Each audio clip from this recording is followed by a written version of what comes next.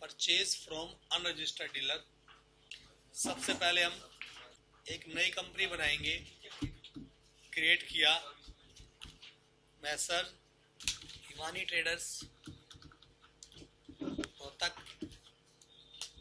एक दुकान वाला है जो सेल परचेज करता है। अभी तक हमने क्या क्या सीखा। हम एक रजिस्टर्ड डीलर हैं, हम रजिस्टर्ड से ही परचेज कर रहे थे और रजिस्टर्ड को ही सेल कर रहे थे। उस केस में क्या होता है, परचेज पे हमने टैक्स दिया और सेल पे हमने टैक्स लिया। ये हमारा बेसिक जीएसटी में आ चुका। कल हमने क्या किया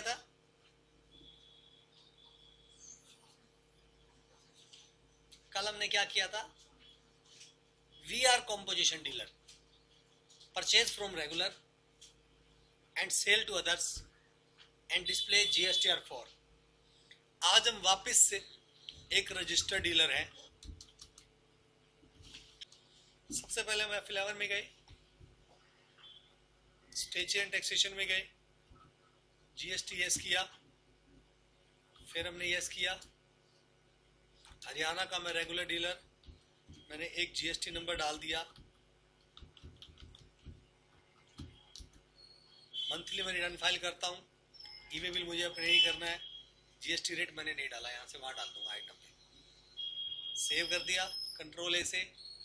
अब मैंने अकाउंट्स क्रिएट करने शुरू करे। सबसे पहले CGST under duty and taxes, type of सब क्लियर है। SGST duty and taxes, type of duty GST, tax type state tax, फिर IGST। फिर हमने जिससे माल खरीदा या जिसको बेचा।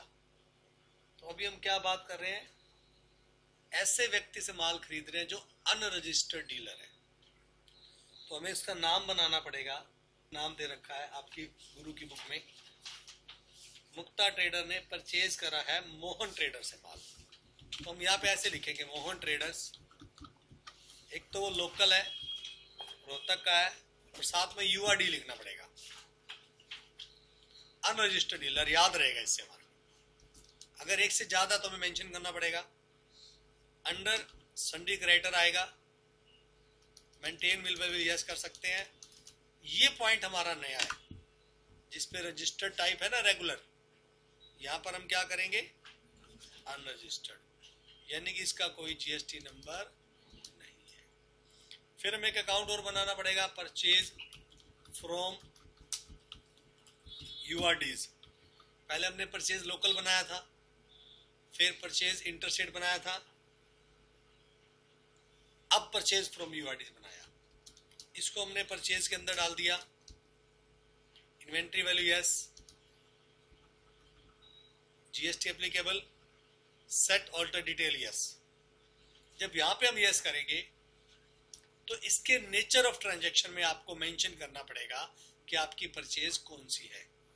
आपकी परचेज है अनरजिस्टर्ड डीलर से, तो आप यहाँ पे अनरजिस्टर्ड डीलर डाल दो। अब अनरजिस्टर्ड के अंदर भी 3 है, purchase from registered dealer exempt, purchase from unregistered dealer nil rated और टैक्सेबल। मेरी आइटम तो टैक्सेबल है, पर जिससे मैंने माल खरीदा मैं उसको टैक्स नहीं दे सकता।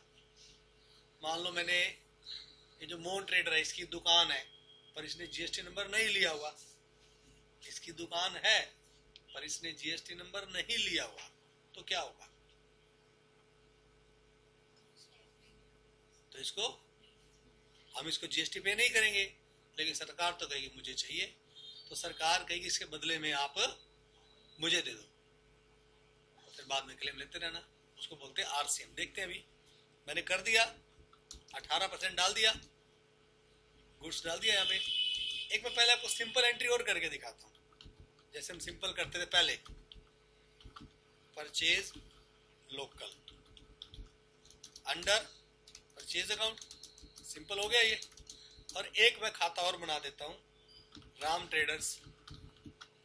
ये भी सन्डी क्राइटर है, ये भी रोहतक का ही है, लेकिन ये रजिस्टर्ड है, इससे भी मैंने माल खरीदा। ये रेगुलर डीलर है, इसका मैंने कोई एक जीएसटी नंबर डालना है, ZBM PM 8731 E 1Z9 हो गया, सेव हो गया। अब आप ये सोचो कि मैं पहले वाले अकाउंट्स मेंटेन कर रहा हूँ, यानी कि मैं परचेज कर रहा हूँ। बिल नंबर 1 डेट 1 अप्रैल को राम ट्रेडर से परचेज मैंने लोकल करी, आइटम मैंने इधर ही बना लिया। तो आइटम मैंने बना लिया, मान लो कंप्यूटर ही,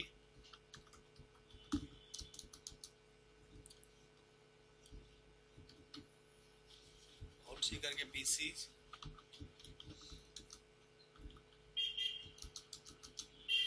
यहाँ पे मैं रेट मेंशन करना पड़ेगा क्योंकि वहां हमने मेंशन नहीं किया था। HSN कोड डाल दो, वैल्यू टैक्सेबल 18%, गुड्स मैंने 10 कंप्यूटर खरीद लिए 10,000 रुपये का, 1 लाख रुपए के ऊपर, CGST पे कर दिया, SGST पे कर दिया। ये एंट्री आपको आती थी। इस एंट्री के दो इफेक्ट आपको देखने थे। एक आपको जाना था DOG किसमें, 2 में, ये वाली एंट्री आ गई। एक और ऑप्शन आपको देखना था कि एक एंट्री का इफेक्ट हमारी बैलेंस शीट पे कहां पड़ता है, एक एंट्री का इफेक्ट हमारी बैलेंस शीट पे कहां पड़ता है। मैंने बैलेंस शीट खोली, यहाँ पे क्या दिखा रहा है, ड्यूटीज एंड टैक्सेस माइनस में। इसका मतलब क्या होता है माइनस का, कि हमने ये टैक्स पे कर दिया जिससे माल खरीदा है और सरकार से वापस लेना है, क्योंकि हमारी लायबिलिटी साइड में है। लायबिलिटी मतलब देना, और लायबिलिटी साइड में अगर कोई चीज माइनस में है तो क्या होगा, लेना। लायबिलिटी माइनस में कभी होती है, लायबिलिटी वैसे ही क्रेडिट होती है, देनी है। माइनस मतलब सरकार से लेना। ये मैंने एक एंट्री इसलिए करी क्योंकि एक एंट्री का इफेक्ट क्या होता है, जब हम रेगुलर टू रेगुलर डीलिंग करते हैं तो ये इफेक्ट होता है कि हमने लेना सरकार से। अभी से एक एंट्री को मैं डिलीट मार रहा हूं, डिलीट कर दिया मैंने। अब मैं इसको परचेज करूंगा अनरजिस्टर्ड डीलर से, तो उसके लिए मुझे RCM क्रिएट करना पड़ेगा। तो पहले आप फिल 11 में जाना है, स्टेचरी एंड टैक्सेशन में जाना है, सेट ऑल्टर डिटेल में जाना है, फिर वहां पे हम ये वाला ऑप्शन यस करेंगे। क्या लिखा पढ़ो, एडवांस GST का। कल एक टॉपिक हो गया, आज दूसरा टॉपिक हो रहा है, और दोनों बड़े खतरनाक टॉपिक है। मतलब एक बार में कई बार समझ नहीं आते आंसर। यस करा, enable tax liability on reverse charge, yes कर दिया। ये ध्यान रखेंगे, पहले करेंगे इसको यस। वाउचर एंट्री में गए, परचेज करा, बिल नंबर 1। अब हम परचेज करेंगे मोहन से।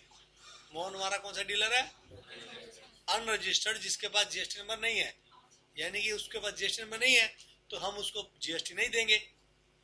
जब हम उसको एंट्री करेंगे मोहन को, तो परचेज फ्रॉम UIDs करेंगे, उससे आप 10 कंप्यूटर खरीदोगे, 10,000 रुपए के हैं, तो कंप्यूटर क्या बोलता है, ऑल्ट A करके उस पर टैक्स लगना चाहिए। साथ में एक इंफॉर्मेशन दे रहा है, amount of tax subject to reverse charge. जब ये ऑप्शन आ जाएगा तो आपको ये वाला CGST उस पर नहीं लगाना है। समझ आ गया वर्ड, बोल रहा लगेगा पर आपको लगाना नहीं है। लगेगा, लगाना क्यों नहीं है, अगर हमने इसको GST दे दिया तो सरकार को देगा ही नहीं, क्योंकि इसके पास तो GST नंबर है ही नहीं। इसलिए आप सिंपल एंट्री पास कर दोगे, ऐसे बस एंट्री पास कर दोगे वाली। इतनी एंट्री पास करने के बाद आप सबसे पहले देखोगे बैलेंस शीट, यहाँ पे क्या दिखाएगा, कोई टैक्स जनरेट ही नहीं हुआ, ना लेना ना देना। अब सरकार को मैंने टैक्स देना है, उससे पहले यहां भी जा सकते हो, DOG में जाओगे ना, DOG GST 2 में जाओगे तो आपका नीचे मिलेगा, देखो ये रहा, ऊपर क्या लिखा हुआ है, reverse charge liability to be booked. इस पे एंटर करोगे तो दिखाएगा आपको ये रहा नीचे कि आपकी 10,000 रुपये, 1 लाख की 9,000 रुपये लायबिलिटी रहती है, जो आपको सरकार को देनी पड़ेगी। लेकिन सरकार को दोगे कैसे, देने के लिए हमारी बैलेंस शीट में शो तो होनी चाहिए ना, तो बैलेंस शीट में तो ब्लैंक है। तो सबसे पहले हमें लायबिलिटी जनरेट करनी पड़ेगी। क्या करना पड़ेगा, जनरेट करने के लिए आप वाउचर एंट्री में जाओगे, फिर F7 में जाओगे।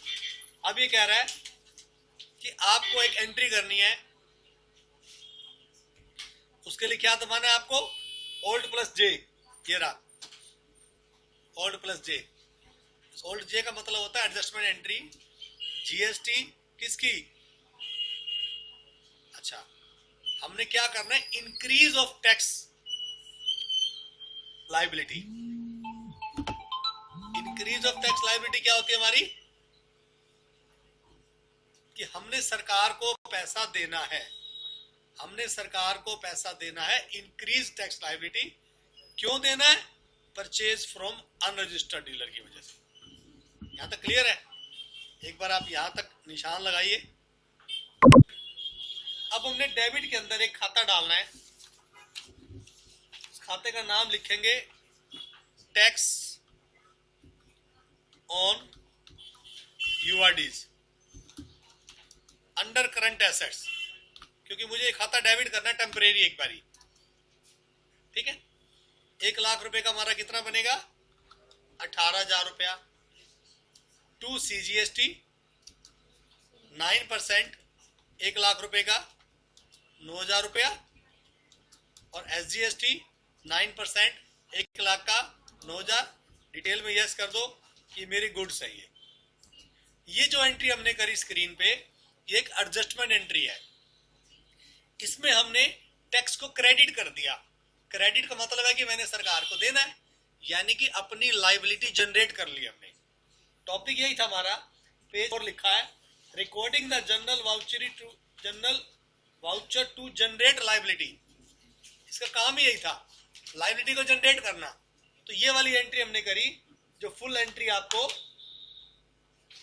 पेज नंबर 9 पे शो हो रही है और स्क्रीन पे भी शो हो रही है। चले आगे। अब इतनी एंट्री करने के बाद हमने बैलेंस शीट को देखना है, जो बुक में नहीं लिखा हुआ, तो आपको यहाँ पे लिख लीजिए बैलेंस शीट देखनी है आपको इस पेज पे। अब मेरी बैलेंस शीट क्या शो कर रही है, लाइबिलिटी 18,000 पे जनरेट हो गई, और इधर से वो 18,000 टैक्स ऑन यूआरडी में रखा है। ये एंट्री मैंने पास की थी अभी। अब ये मैंने सरकार को देनी है, सरकार को देने की एंट्री मैंने आपको पहले भी करा रखी है, अब दोबारा से कर लेते हैं। पहले आप एक खाता बना लो, उस खाते का नाम रख लो कोटक बैंक, ऐसे कोई रखा ना, कोटक बैंक नाम का एक अकाउंट बना रखा है। उस बैंक के अंदर हमने 1,00,000 रुपया ओपनिंग बैलेंस डाल रखा है। फिर हम वाउचर एंट्री में गए, हमने नेक्स्ट डेट डाल दी, यहाँ पे पेमेंट में चले गए, और यहाँ पे हमने Alt प्लस एस दबाना है। ये एंट्री आपको करा रखी पहले मैंने। Alt एस दबाने के बाद जीएसटी 1,4 से 2,4 तक का मैंने पे करना है, लेकिन रेसिपिएंट लायबिलिटी है, ये रेगुलर नहीं है। रेगुलर कौन सी होती है लायबिलिटी हमारी, जो परचेज पे देते हैं और सेल पे। तो ये वाली कौन सी है, जो भी टैक्स हम आरसीएम के अगेंस्ट देते हैं उसे हम रेसिपिएंट लायबिलिटी में डालते हैं। यहां तक क्लियर है।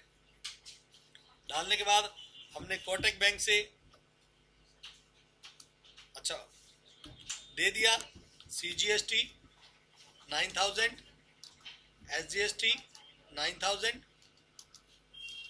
डिटेल में डालना डाल दो, कहां से दिया तो बाद में डाल लेना, ये सिखा रखा आपको ये भी। अब ये एंट्री से क्या हुआ, मैंने 9,000 रुपया सरकार को दे दिया टैक्स, यानी कि जो मेरी लायबिलिटी मैंने जनरेट की थी वो वापस खत्म हो गई। फिर मेरी बैलेंस शीट में ब्लैंक हो गया। पहले मैंने लायबिलिटी जनरेट किया, फिर सरकार को दे दिया। अब मुझे सरकार से वापस भी तो लेना है। जब मैंने पहली परचेज एंट्री करी थी B2B वाली, उसमें यहाँ पे माइनस में आ रहा था, एक्चुअल में यहाँ पे माइनस में आना चाहिए था। तब आपको ये वाली एंट्री करने के बाद फिर दोबारा से F7 में जाना है, फिर Alt J दबाना है, फिर स्टेचुरी एडजस्टमेंट के अंदर जाकर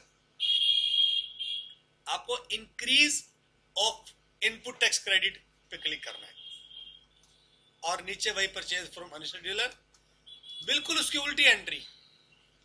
पहले हमने यहाँ पे टैक्स डेबिट किया था, सीजीएसटी क्रेडिट किया था, अब सीजीएसटी अपने को डेबिट करना है 9%, 1,00,000 रुपए का 9,000, देन डेबिट एसजीएसटी 9,000, और क्रेडिट में वही वाला खाता करना है जो हमने टेम्परेरी बनाया था। पहले डेबिट था, अब क्रेडिट हो गया, एडजस्टमेंट हमारी हो गई।